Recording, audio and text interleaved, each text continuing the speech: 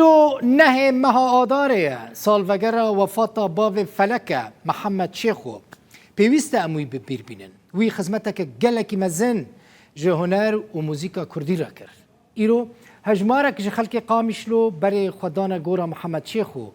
جن و زاروک لسر گورا وی سترانین وی گوتن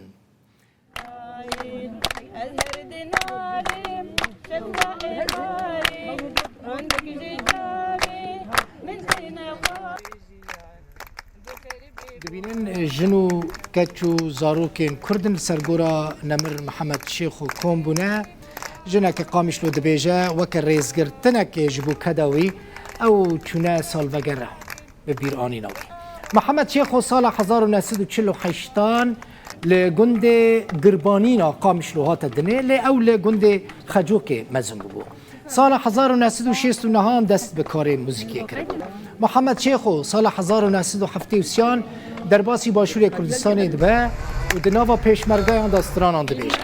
هم پیشمرگه و هم جی وکه هنرمنده که دناوا شورش دا دمینه یا دبن ریبریا برزانی نمرده پشتی تیکجونا شورش محمد شیخو در باسی روجلات کردستان دبه پشتی 11 سالانجی و دگره روج آوای کردستانی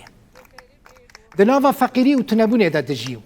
هزن امنیین سوری وی راحت ناهیلن روژا نه آدار 1989 محمد شیخ وفات که و لپی خو برهمین هنرین گلکی هجا دهیله